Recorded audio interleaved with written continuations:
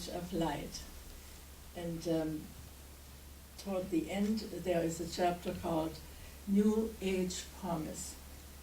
And so here is what Jesus says. You've been fed much power, and the power will increase. With the advent of power upon the earth comes change, and the change will come more quickly until humanity has conceived the idea of the Christ of the new age. People will lose the concept of fear, lack, and limitation, because they will no longer be able to resist the change into their new way of life. They learn to know the hand of God in action now. Learn to know that where you are, the perfection of God is. Do not be dismayed as the many changes you have gone through. I am leading you in a new way, on a new path, to a new place. And I'd like to read the last sentence again. I am leading you in a new way, on a new path, to a new place. And then Jesus says, follow in faith your inner guidance.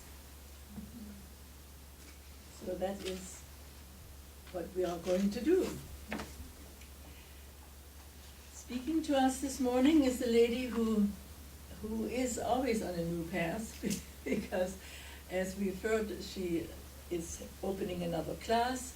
She is our outreach minister, and among many other positions that she has, being here on the boards and leading in many ways, and always having some wisdom to share. So, speaking to us this morning on envisioning change and permanence. Envisioning change and permanence. Let's welcome Reverend Ann Kelley.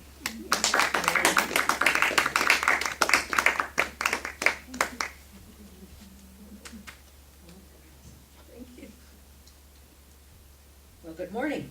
Good morning. How is everyone this morning? Great. It's nice to have it a little cooler, isn't it? Yes. Or at least it feels a little cooler. Well, we're envisioning change and permanence. Well, according to our textbook, Being a Christ, by Ann P. Meyer and Peter V. Meyer, on pages 161 through 166, the only absolute permanent thing in the universe is the changeless Spirit. That is God. And the creative spiritual laws. They are not changeable.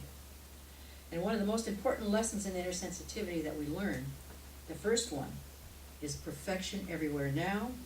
And the second is, I am in control of my sphere of action. So, it isn't someone else out there who's controlling me. It is me who's in control. So, one of the most important, it's important to understand what spirit is. Now, spirit is omnipresent, omnipotent. And omnipotence means what? All powerful.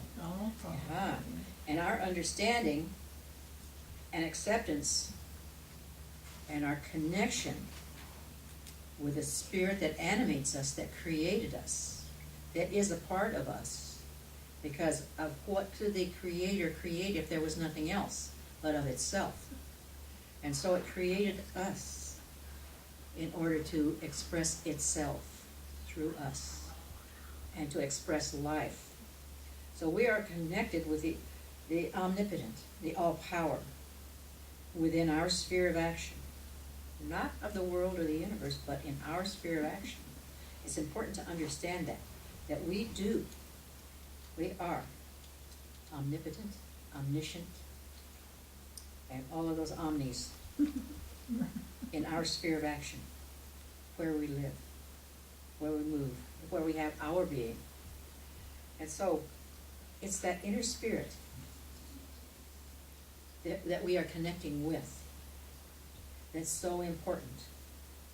So it's all-knowing, omniscient, which is what we are in part. We are part of that, and within the sphere of our action, we know. As we connect with the divine within us, the spirit within us, as we connect with that, and as we do our daily meditation and prayer, we connect with that and we are guided and shown what we need to know for our sphere of action. And it's always true for us. So we know that inner divinity is so important in our daily communications with it, in our communion, and it is everywhere present. There isn't anywhere where spirit is not. We are always present within our sphere of action too. We are a part of this. So, in our sphere of action, as long as we live in the moment, we are omniscient of the moment. We know of the moment. Not hashing over what's happened before, nor worrying about what's going to happen, but being in the present moment, then we know the present moment. So we are a part of that. And so, all of this, we also know that spirit is harmony. And what does harmony mean? It means it works together with all of the other laws and attributes of spirit, which produces all the good in our lives and in the lives with whom we commune, with whom we connect. When we realize who we truly are, we see the Christ in others.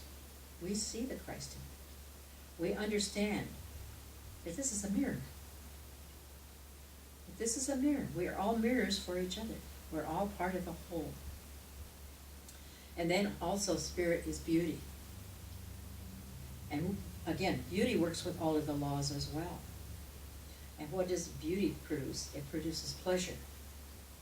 Therefore, the spirit within us, which is our true identity, can't emphasize that enough, it's our true identity, produces this pleasure.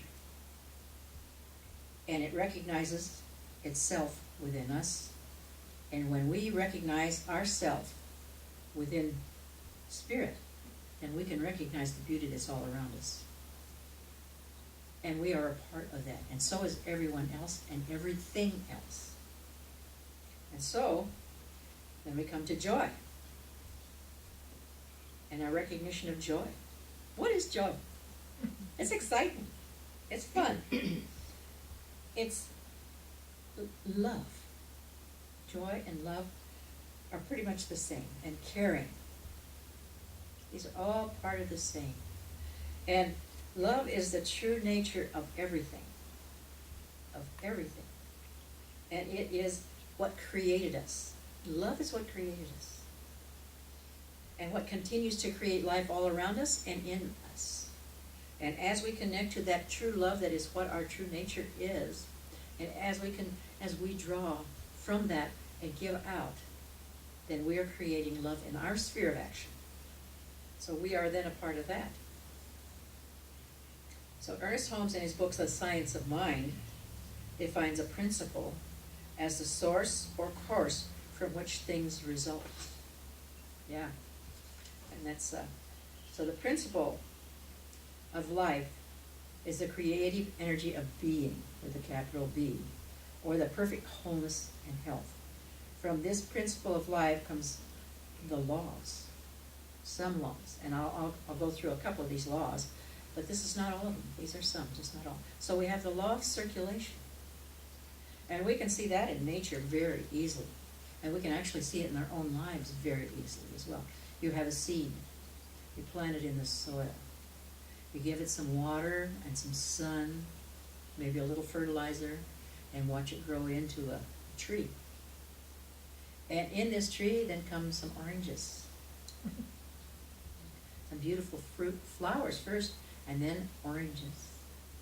And then within the oranges are some more seeds. We plant the seeds again, and you can see it, it goes on and on. And it goes on with flowers, it goes on with animals, it goes on with people. So that's the law of circulation. So what we sow, then, is what we reap. Keep that in mind. And so we have the law of acceptance.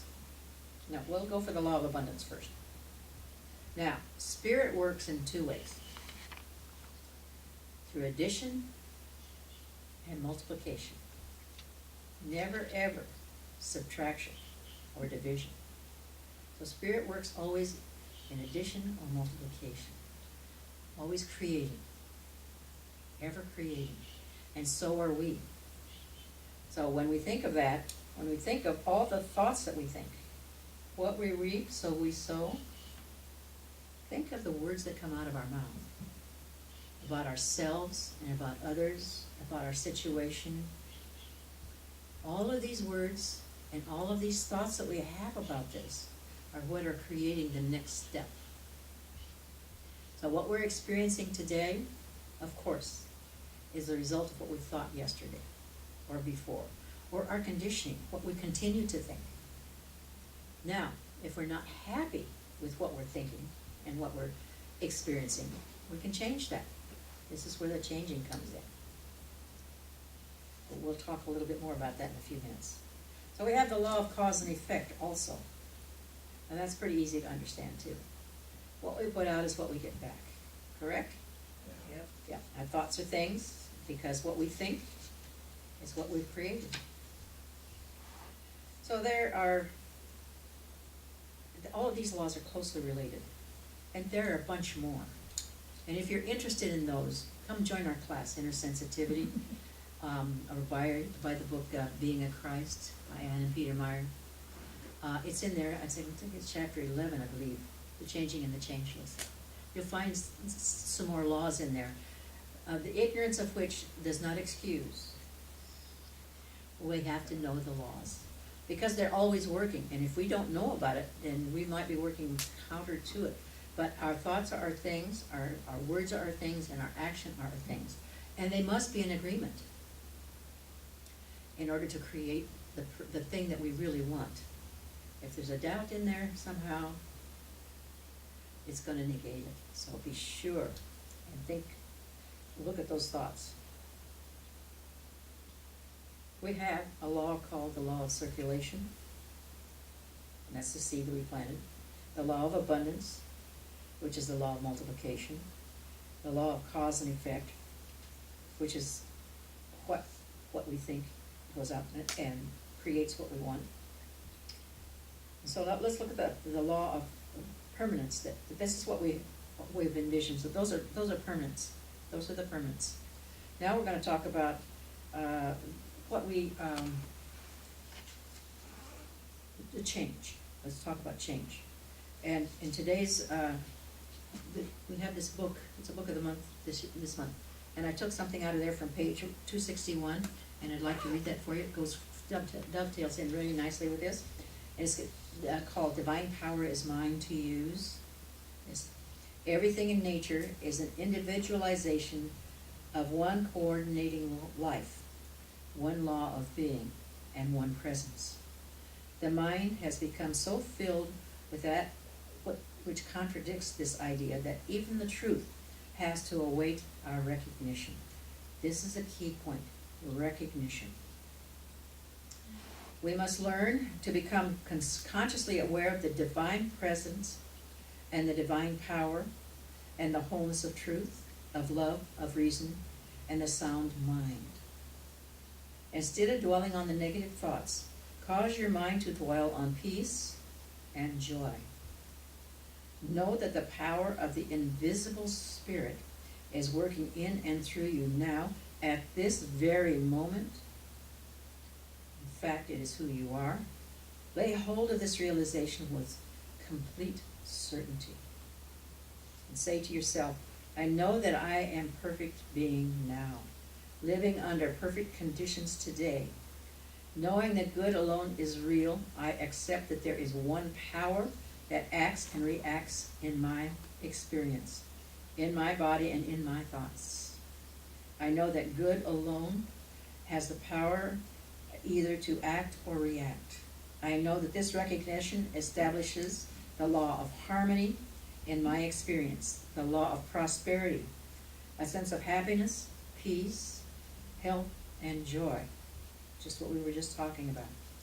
Today I hold a communion with this invisible presence, that the people of the world may manifest its life, its light, and its love. I withdraw the veil that hides my real self and draw close to the Spirit in everything and in everyone. I accept that everything belongs to this Spirit, and I claim everything that partakes of its nature. So, envisioning changes how we change our lives to what we want them to be, and what we can do in the minute that we know this power is change our thoughts, change our words, and change our actions. How many of you know about Murphy's Law? Who has ever experienced Murphy's Law? Well, Murphy's Law states that whatever can go wrong will go wrong. If we hold this thought, guess what? Everything goes wrong. Change it around. Remember, perfection everywhere now. Okay, perfection everywhere now. Okay, so we're not subjective to that anymore. There was a little boy when I was working in the schools. I did tutoring after school for children who were falling behind a little bit. And one little boy was in third grade, but he wasn't doing well in reading. He just didn't seem to be able to get it. So he came into my group, and I was sitting there with him, and he was just so frustrated with it. We had these little computer things that he was working with, and he just was so frustrated. He said, "I just cannot get it. I cannot get it." I said, "Oh, but you can." He says, "Well, I can't. I'm just stupid." I said, "What do you mean you're stupid? I've seen you on the playground. You're smart. You know how to figure things out to get the kids to do what you want them to do. You're smart." He says, "No, I'm not." I said, "What makes you think that?" He said, "My daddy told me I was dumb." And it just broke my heart. And I said, "Well, I think in this instance, your daddy's not right. I don't think he knows you well enough to know that you're really smart. Maybe he doesn't know. But you know, and I know, and the kids that you play with all know how smart you are." And I kept encouraging him along these lines. I didn't want to contradict his father, but I also wanted to let him know that other people thought he was pretty smart. If his daddy didn't, he couldn't do anything about that, but we knew he was. And I worked with him for a semester after school, 2 or 3 nights a week. And by the time I finished with him, it was probably about 6 months, he was reading not only at the third grade level, where he had only been about a first grade level, he was also in a 5th grade level. So in that short period of time, someone believing in him got him going. And I often wonder what happened to him. I would love to see him today. I know he's doing well. I know he is. But this is the thing. Change your thoughts and you change your experience. And how do we do that? Well, daily meditation. We get up in the morning and we say, "Thank you, God, that I'm alive today and for this beautiful day and whatever it brings." And you take my time. Take a few minutes, 10 minutes, 20 minutes, however long you have, and let God speak to you in this meditation. If you have a concern, you can ask for enlightenment on that, and you'll receive it. And when you come out of meditation, then you can do your prayers, if you want to do it in this order. And that's what the order that I do. Then do my prayers, and pray that whatever I might be concerned about is changing my mind to what I really want to experience. Now remember, when we pray, we don't have to ask God for anything, because God resides within us. That's how God knows what's in our heart, because that's where God is. So God within our heart knows what it is we want. So the only person, when we say a prayer, what we are doing is we're changing our mind about what it is we want to experience, to release what we don't want, and to accept, to claim and the key is to accept what it is we do want. And so that's why sometimes we need to repeat it to prayer, because we haven't quite convinced ourselves yet that we can have it. So that's why we sometimes have to say it a couple times. But once we know it, we have it. And once we know it, it's in our hands. It's right here. And so there we go. And another thing we can do, if we can't quite get it in our meditation, we can channel. And we can do that many, many ways. A good way to do it is maybe take out a piece of paper and write your question up there and say, okay, God in me, what is the answer? And just let your hand automatically write, and you'll see what it is. And if you want to know more about that, we have classes for that too, and Reverend Brigitte is having a class coming up in that. Self-mastery. Self-mastery, yes. So, let's see here. Did any of you ever take a typing class? Yeah. Way back when? Today they have computer classes, but the keyboard's the same. But we had a book, a textbook in those days that was a legal size. And what you do, you would open it up and you would stand it up next to your typewriter, and then you would look and you would learn to type. There was a quote in that book that I have carried with me all of these years, and let me tell you, I took typing a long time ago. And it went like this. I don't know who actually came up with this. I Googled it, couldn't find it. So who knows? It's by that famous author Anonymous. Yep. And it said, a man may not be what he thinks he is, but what he thinks he is. And it works for women too. In those days, they did things that way. So what we hold in mind, what we continually talk about, is what we create in our lives. So forget Murphy's Law. Let that go. Do your spiritual mind treatment, which is a form of prayer that we teach here at the Teaching of the Inner Christ, whereby we do change our mind and to see the perfection of the situation and to create perfection in our lives. And the meditation and the channeling, and then following our inner guidance, that inner Christ. When we connect, when we absolutely connect with that spirit within us, Katie barred the door, things move, and things happen. And so thank you, wonderful God, in each and every one of you. Thank you, wonderful God, in me. And so it is, and so we let it be. Let the people say, amen. Thank you.